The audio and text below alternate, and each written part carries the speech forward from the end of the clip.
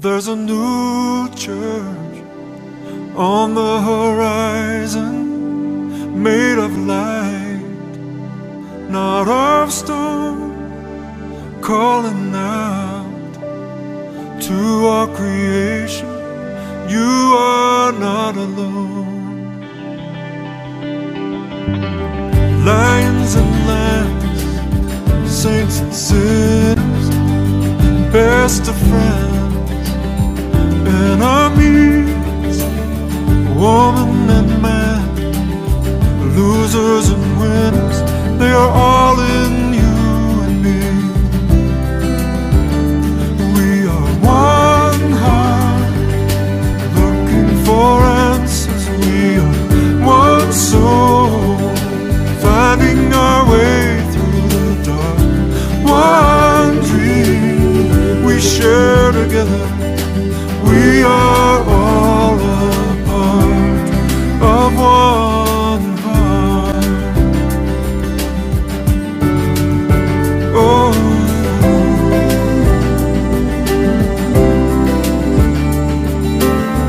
out in the cold, there are faces hidden by the wind and rain. Hold out your hand, someone will take it and bring you home again. Yes, we are one heart, looking for answers. We are one soul, finding our way through the dark. One dream we share together. We are all a part of one heart. Around the world tonight, all the fires are burning, tears are falling from the sky, still the world keeps turning.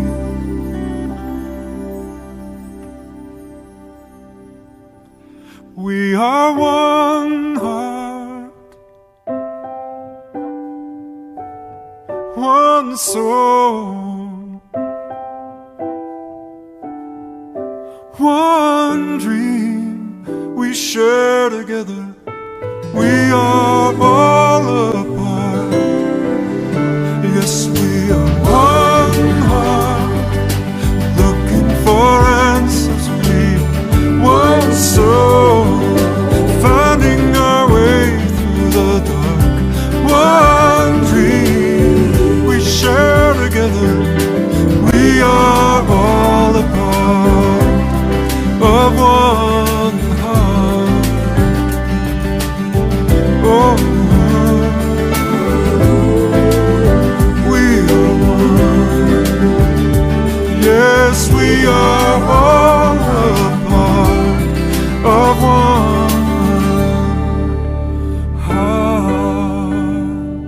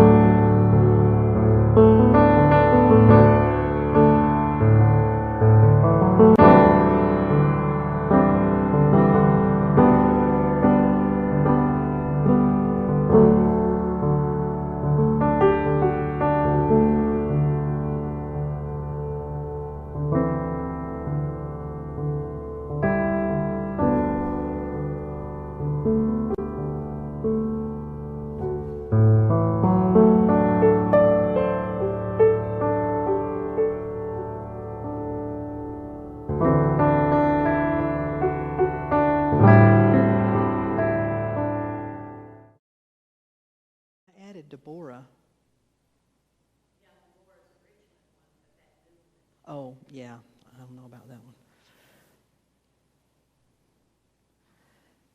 Good morning and welcome to Unity of the Blue Ridge. We want to thank you for joining us this morning from wherever you are. It's a beautiful day here in Western North Carolina, and I trust it's a beautiful day wherever you are.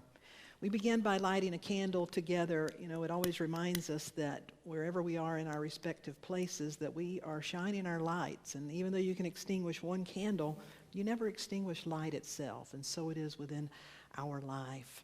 I invite you to join me in an opening prayer this morning.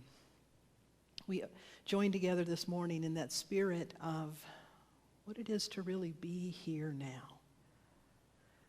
The great I am that I am. The part of each and every one of us that is greater than any individual life and yet is the nucleus of every life. Today we open to a greater understanding and experience of who we are as an expression of God, of all that is. And how it's the moments of our lives that create the days of our lives that create our whole life.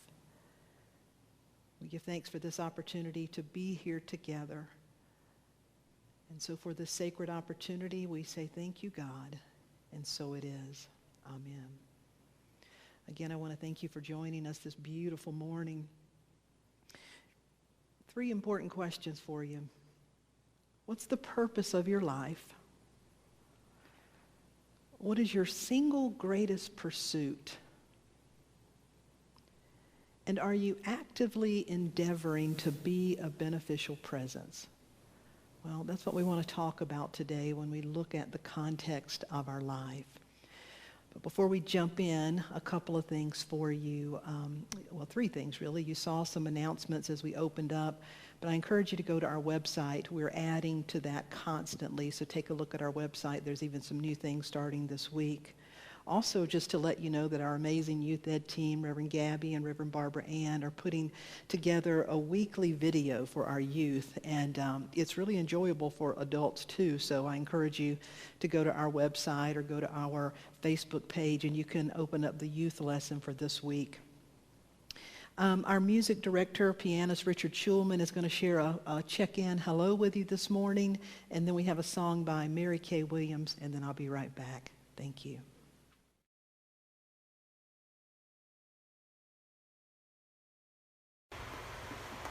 Hi everyone. Darlene asked me to talk about what I'm doing to keep myself filled with spirit. And I've been cooking, I'm enjoying that, and I have a big project in the backyard, cutting back vines, the ivy vines, which are getting even longer than my hair. But mostly I've been doing music. So I'd like to share a little music with you.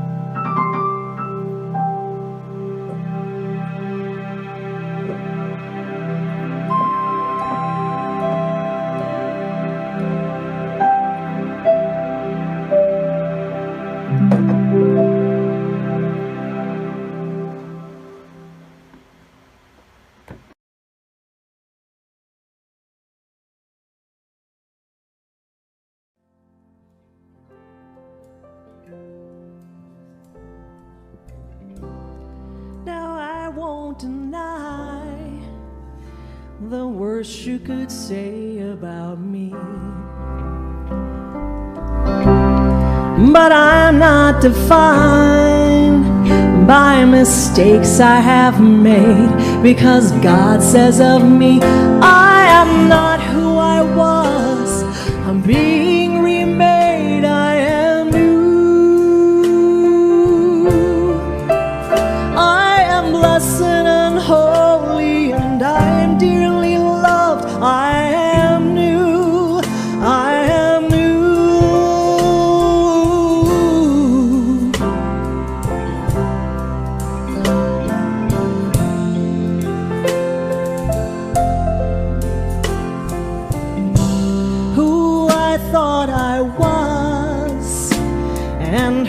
I thought I had to be. I had to give them both up because neither were willing to ever believe. I am not who I was. I'm being remade. I am new. I am blessed and holy, and I am dearly loved. I am new. I am new. Too long have I lived in this shadow of shame, believing that there was no way I could change.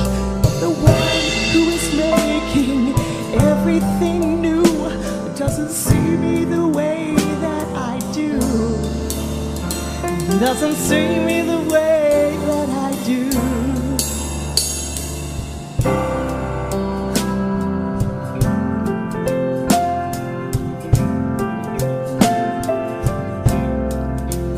I am not who I was.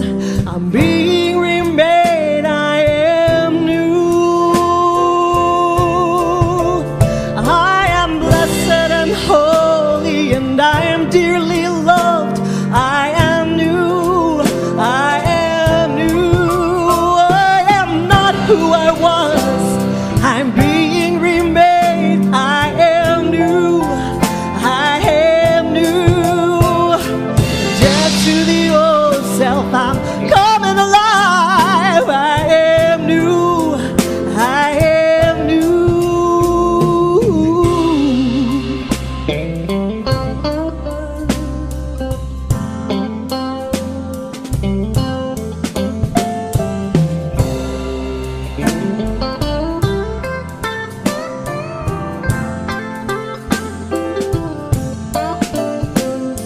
Created, beloved, expressing the Christ, made in the image of the giver of life. Blessed and holy, reborn and remade, accepted and worthy, this is our new name. Created, beloved, expressing the Christ, made in the image of the giver of life.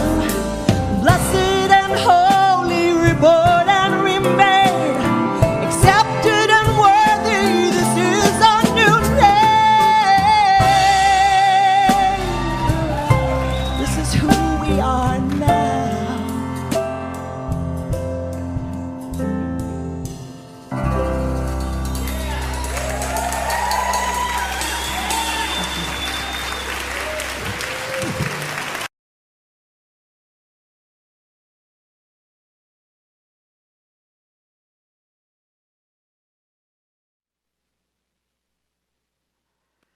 Wow. Mary Kay Williams, All Things New. What a beautiful, beautiful song. I saw a really thought-provoking question this week. It said, when you emerge from the isolation, will you come out as a monk, a hunk, a chunk, or a drunk? And lots of people responded with things such as, well, I may be a chunky monk or a hunky drunk or whatever. But, when we talk about all things being made new, today I want to talk about, I think what Annie Dillard said best when she said, how we spend our days is, of course, how we spend our lives. How are we filling our days, our thoughts, our hours, our weeks? Because that becomes our life. Jesus really taught that and used the analogy of fruit to look at the fruit of our life, the fruit of our spirit, and said that you'll know a tree by the fruit that it bears. And so today we want to look at our habits, our traditions, and our rituals. And essentially, are our habits and traditions and our rituals, are they enhancing our life, enriching our life, empowering our life, bringing forth our spiritual potential? Or are they undermining? Are they disempowering, either consciously or unconsciously? It's when we bring awareness to the level of our habits, our rituals, our traditions, that we really begin to realize that we can use these things to work for us, or either essentially we can become sort of an unconscious slave, if you will, to our habits and our routines and our rituals perhaps. One of the things when I think about our habits is that it's good news that we can choose them, we can change them, and of course we can also be unconscious of them. But you know, if you look at a person's life, you don't hopefully base their life on one isolated incident. We can all do one thing one time.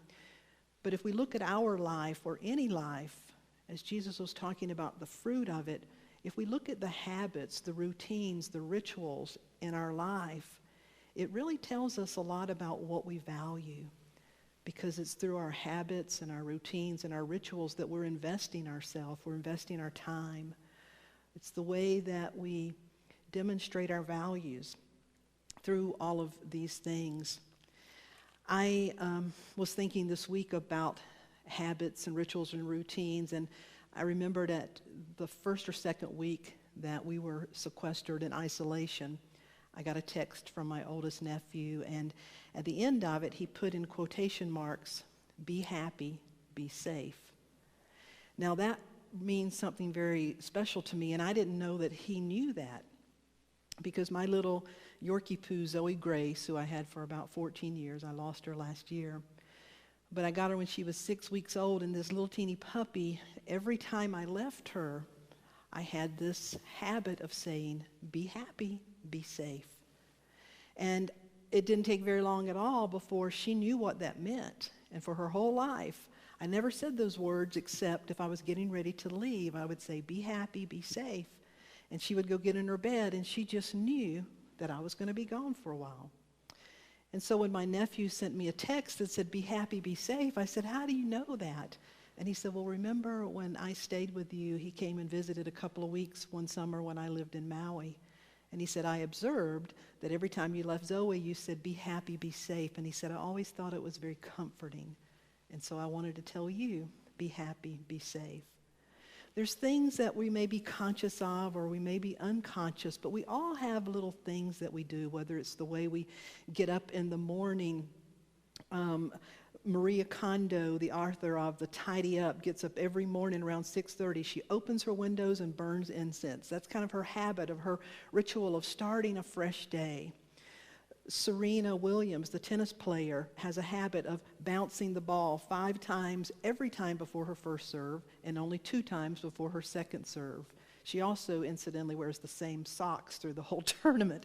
So, you know, we have these things that we do for whatever reason, but these habits and routines and customs, traditions and rituals, are they really serving us?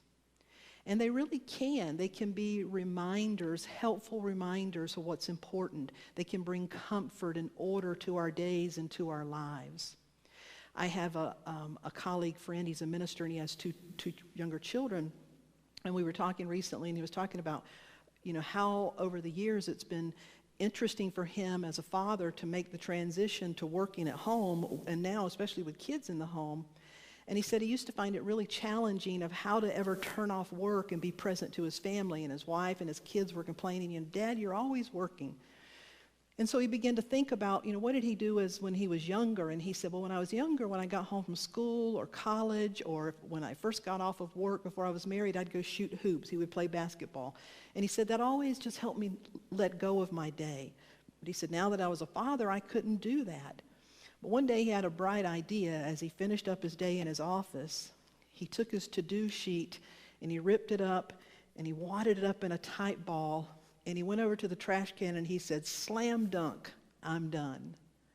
And he said today that's a saying in his household that he says that now his kids will say, "Daddy, have you slam dunked? I'm done."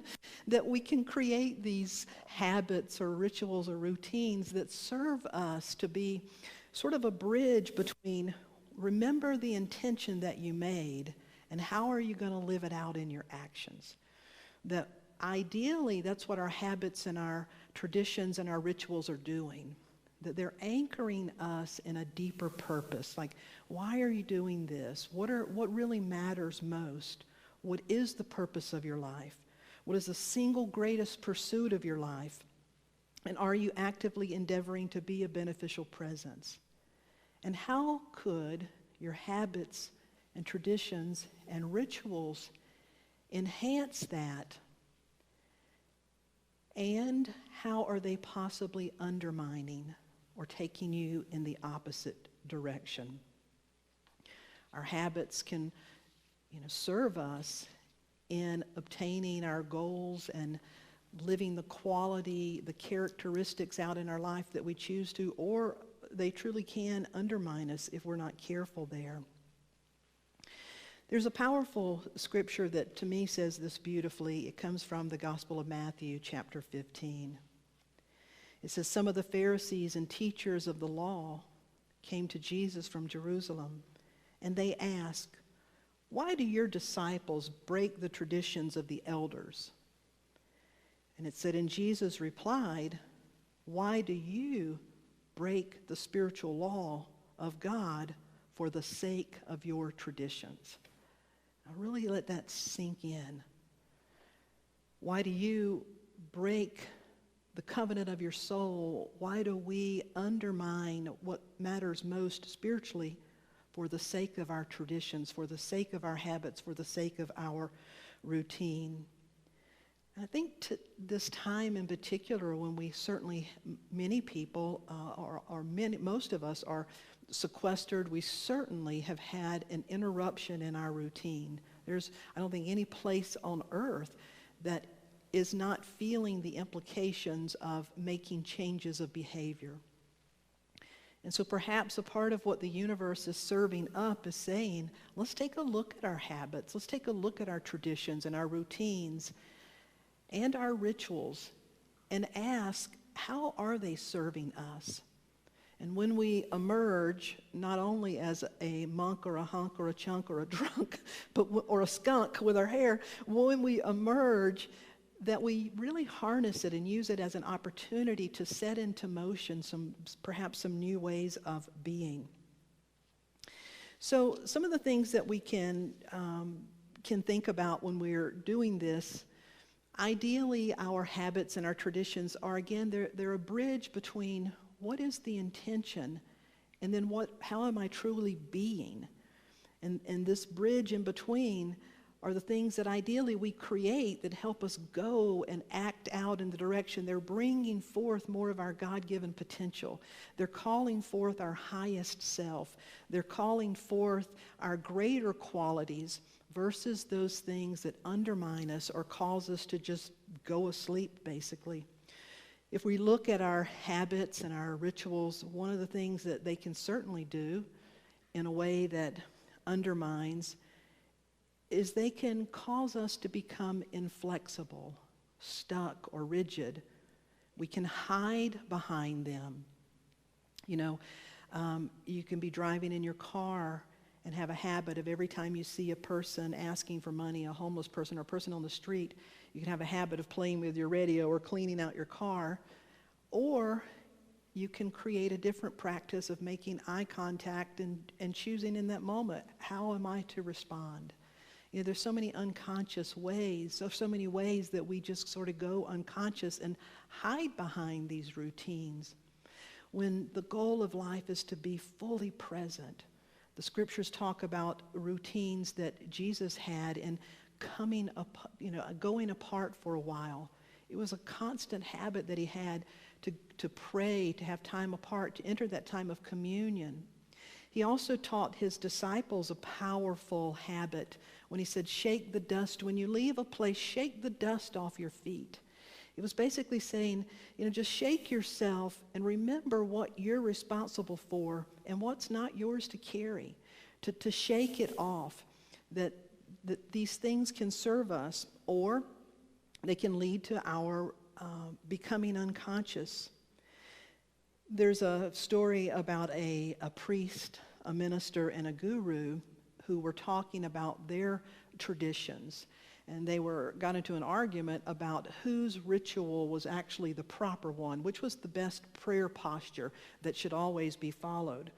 And the priest said, well, of course it's kneeling. You really should kneel to connect with God. And the minister said, no, it's standing with your hands toward the heaven. Of course, that's the best way to connect with God. And the guru said, no, it's to sit in a full lotus position. That's the best way to open up to the universe, to all that is.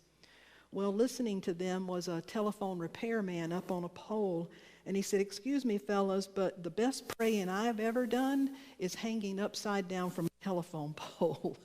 And I like that story because it points out how we can get so stuck in the form that we really forget what it's about. I've often said, and I don't even remember the first place I heard this, but if you look at the scriptures, the way Jesus healed, there were very few things that he did the same. One powerful example is of two blind people. Jesus had an occasion to heal one blind person by putting mud in their eyes. And then there was another occasion where another blind person was healed, but there was no mud put in their eyes. And I can just imagine the first person saying, now this is how you do it. If you put mud in your eyes, you can be healed. And this person saying, oh, no, it does not involve mud. You better not put mud in your eyes to be healed. And I've said that was the first two denominations, the Muddites, Neophytes, that those two things of this is how we do things. This is the only way that we can do things, that we get stuck into a habit, a way of doing things and thinking that it's the only way. And so a question for us is, where have we gotten inflexible or stuck? Where are we perhaps hiding behind the practice and we've really forgotten what was the purpose, that what is the ultimate purpose that we're aiming to connect with here? The beautiful thing about our habits, our traditions, just like my friend who slam dunk, I'm done, you can create new ones all the time. Be happy, be safe. You can create things that remind you, you can change them. We can cultivate habits that cause us to really understand and live out our connection and our potential. And we can bring awareness to the ways that we're not. I've had an inordinate amount of text and calls during this time of being in isolation. I think people are struggling for different reasons and are being in relationship with people on really intimate levels. I have their permission to share without their names, but I had one couple reach out to me during the second week of the isolation. And they said, we love each other, we're on our spiritual paths, we're doing fine, but we could use a little help because we're just about to drive each other crazy. And one of them said, I've always known that my partner, they said, always puts the attention back on them. And I said, well, could you give me an example? And they said, yes. And the first person said, if I say, honey, my back hurts, the other person says, you know what, my back's hurting too. Or if the person says, oh, I am tired, the other person says, you know what, I've been feeling tired too. Or if this person says, you know what, my neck is hurting, then they would respond by saying, my neck doesn't hurt, but my knee's been hurting. And this person was complaining, saying they never listen to me. They never make time for what I've got going on. And being in isolation was really magnifying that. So we talked about that and some other things. But one of the things that we came up with is we said, well, for the person who immediately jumps to, yeah, and I've got this, yeah, and I've got this, oh, yeah, and I've got this. I said, well, what could you do that would allow you to pause and to just really take in what they're saying? So what they decided to do, they said, well, I'm going to create a 2-minute rule that the next time I hear her say, my back hurts, I'm going to, for 2 minutes, be present to what she's saying. And then after 2 minutes, I can say, yeah, my back hurts too. So they decided to do that, and they just checked in with me last week, and it was kind of funny because the person who was practicing this said that they laughed out loud because this person will say, my back hurts, and this one would have to catch their tongue and start trying to listen for 2 minutes, and would literally start giggling and say, I want to tell you so badly that my shoulder hurts, but I'm doing everything I can to listen. But really, over the course of just a couple of weeks, had been able to cultivate something completely new. But what really spoke to me is the person who had implemented the 2 minutes. For 2 minutes, I'm going to listen to you. What they said to me that was really remarkable is they said, we are creating connection on a level that we've never experienced. And the one person said, and the interesting thing about it is I am realizing how many ways, other ways in my life, I've been creating blocks because I've been jumping to an assumption, or I've been jumping to this. And so that's a pretty simple, in some ways, example, and yet it can yield profound results. Because ultimately the goal is, am I creating connection with the God of my being, with the Spirit within? Am I creating connection with my innate divine potential, with what I'm here to bring forth? Am I creating connections with people that I agree with and people that I disagree with? Am I creating heart connections, or am I creating blocks? Now, when you understand it at that level, it's no longer a small thing. It's it's what our life is about. And so, how are you consciously or unconsciously creating connection?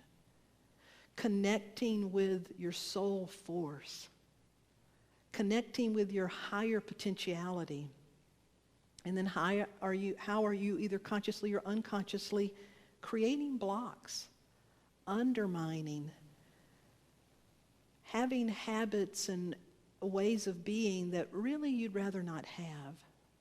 And the good news is we can change. The great I am that I am, the Christ presence, the Spirit within each and every one of us, that's what we're here for. Creating that positive change. There's a story of Cammie Walker, C-A-M-I, Cammie Walker. Cammie was 33 years old when she got married. And exactly 1 month after getting married, she was diagnosed with multiple sclerosis.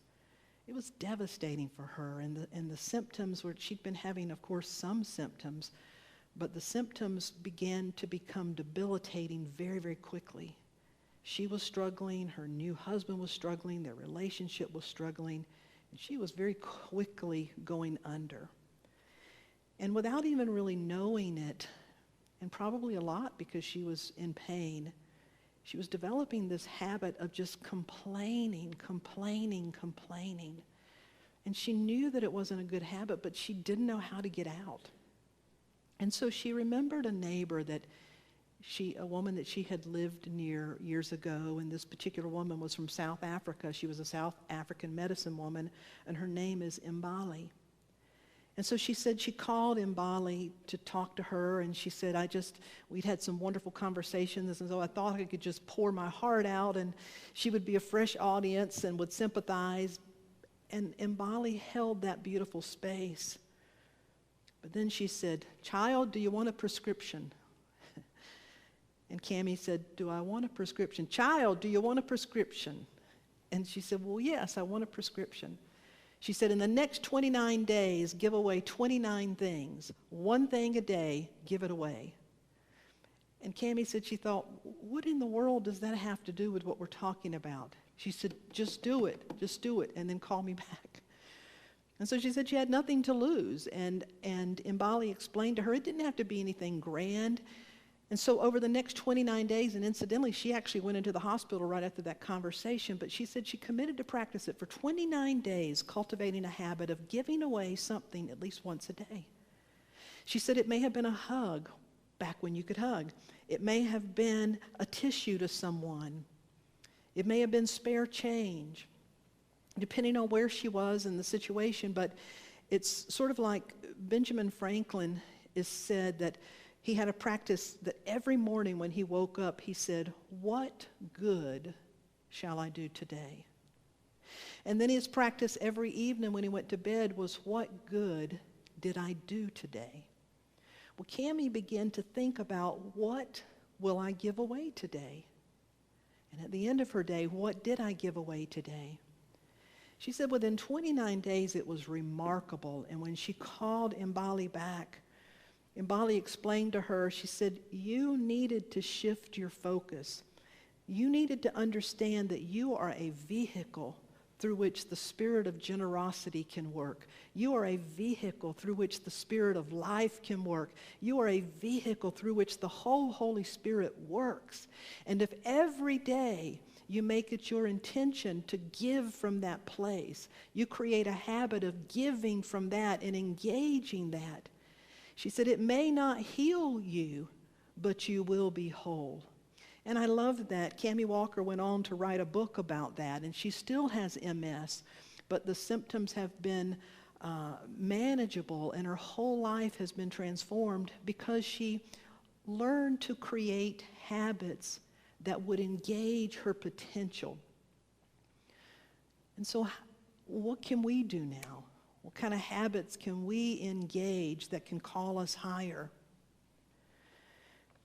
The final point that I want to make today is another true story about someone that I greatly admire. I had the opportunity, I think it was 2 years ago, to hear Father Gregory Boyle.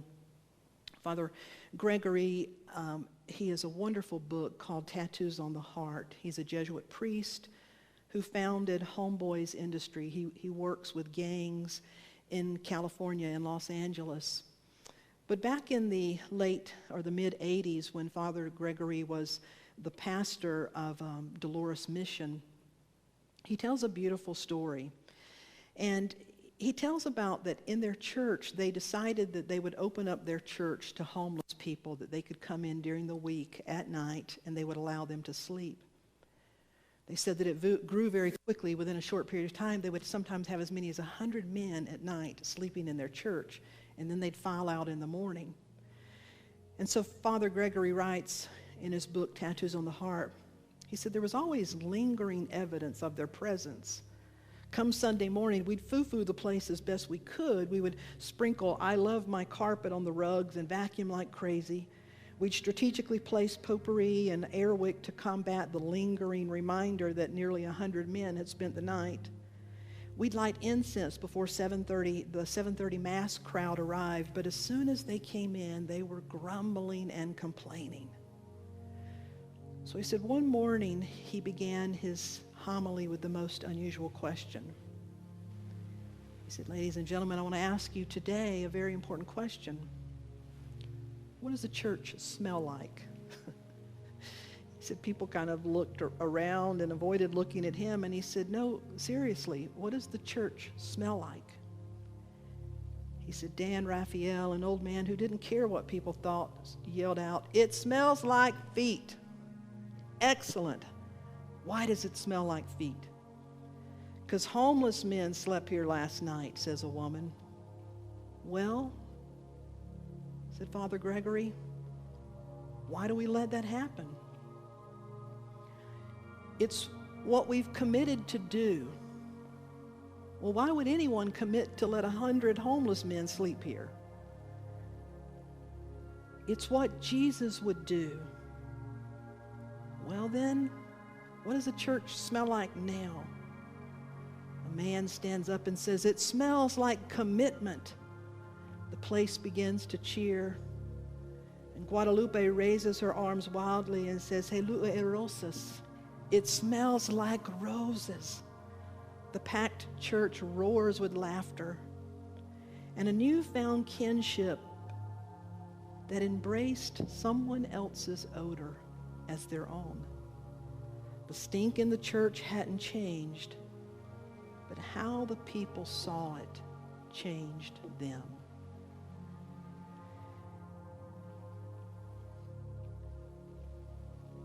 Our habits, our traditions, our rituals, the power is not in them. The power is in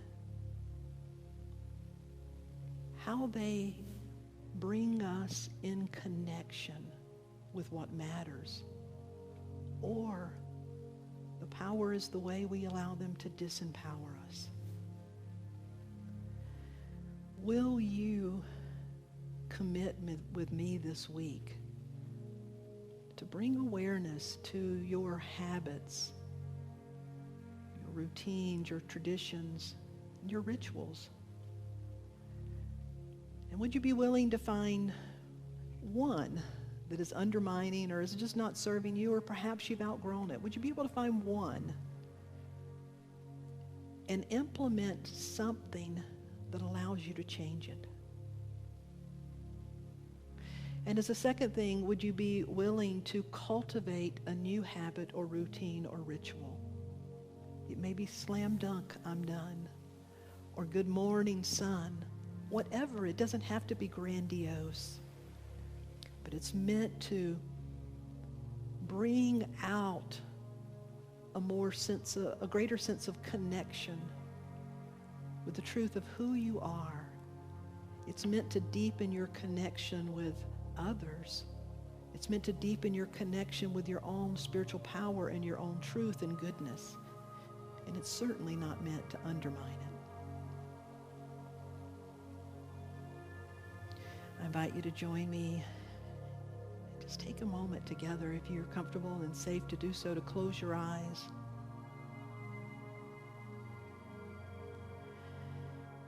Let's begin by shaking the dust off of your hands and feet.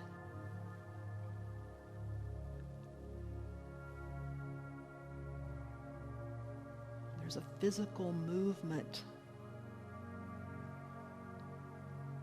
a symbolic act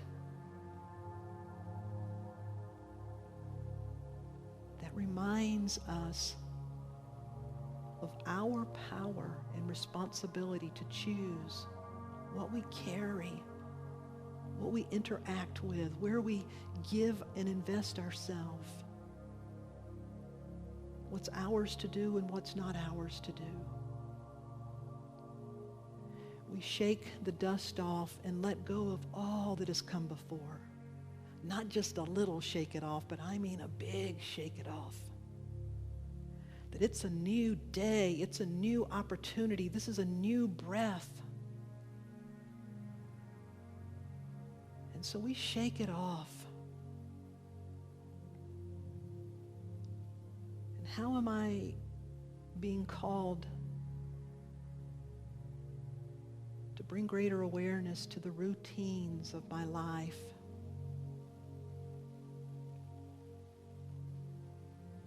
To know that how we live our days is how we live our life.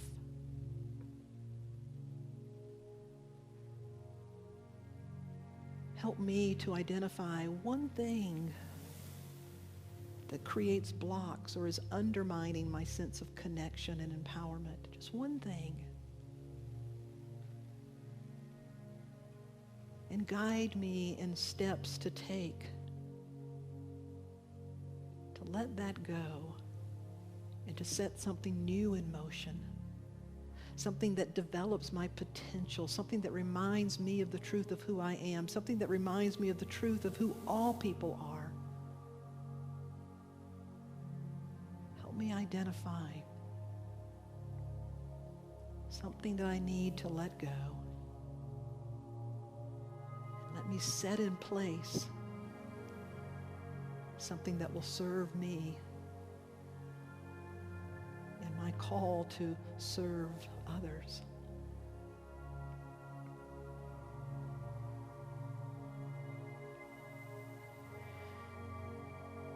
And so we lean into this ancient prayer that says, our Creator, who dwells in spirit, potential, all that is, the very nature of which is holy and wholeness. Let the reality of my wholeness, my spirit, let that come. Let my willingness flow from that truth on earth, in my my physical reality as it is in spirit potential.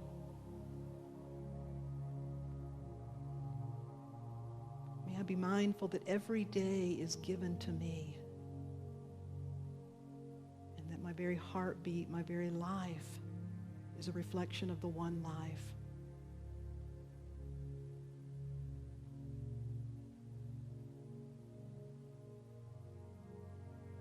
May I remember to let go and release, to forgive, to release the things that entangle me, that I may be free.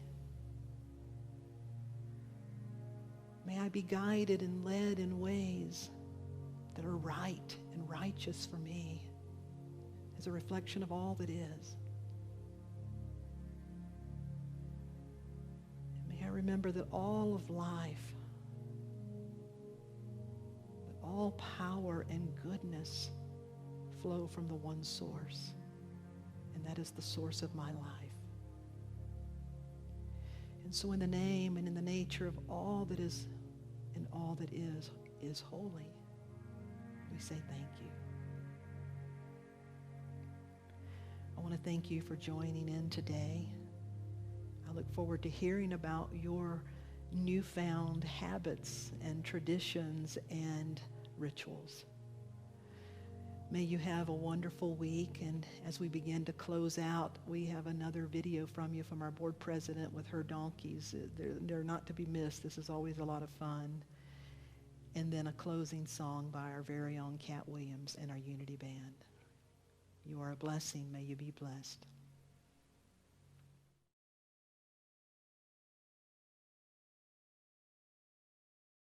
Hi, I'm Ellen Winter, reading again from The Wisdom of Donkeys about author Andy Merrifield's adventures with his rental donkey, Graboya. If I was walking this uphill trail alone without Graboya, I'd likely pace at twice the speed, perhaps even faster. But what would be the point of that, and with whom would I talk then? With a donkey, I'm compelled to go at their pace, to enter into their way of doing things. It's stop and go all the while. That's how it is with a donkey. I have to learn patience, to quell my impatience and frustration, my desire to hurtle along, to overtake, beat my horn, to tear around the bend, to curse any dawdler who blocks my path. Things work differently with a donkey on a dirt trail. Patience becomes a daydream that gently rocks from side to side, like a baby's cradle, or like a sailboat on a windless sea. It's the gift of relishing the rhythm of precise steps, of treading slower, yet going farther, of treasuring the present moment, making it endure longer, stretching it out in all its glorious fullness. May you take the time, enjoy patience, and treasure the present moment this week.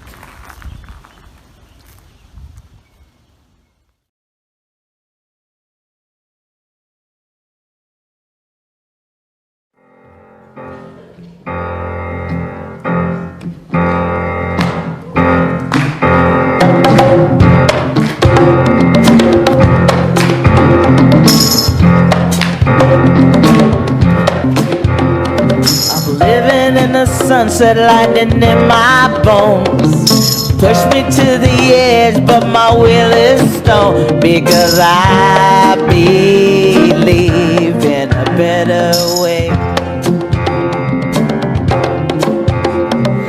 Fools will be fools and wise will be wise, but I look at this world, I look it straight in the eyes, because I believe in a better way.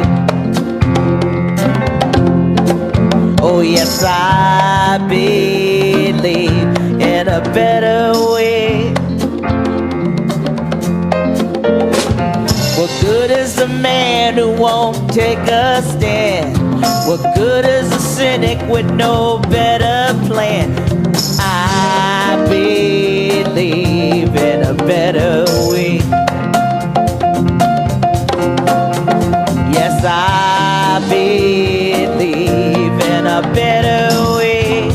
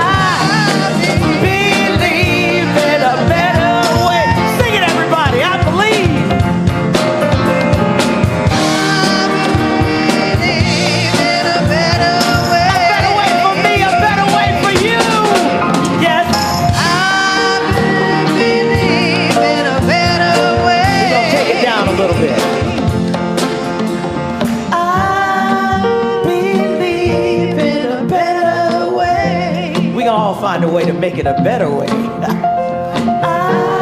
believe in a better way. I feel it coming. Oh. I say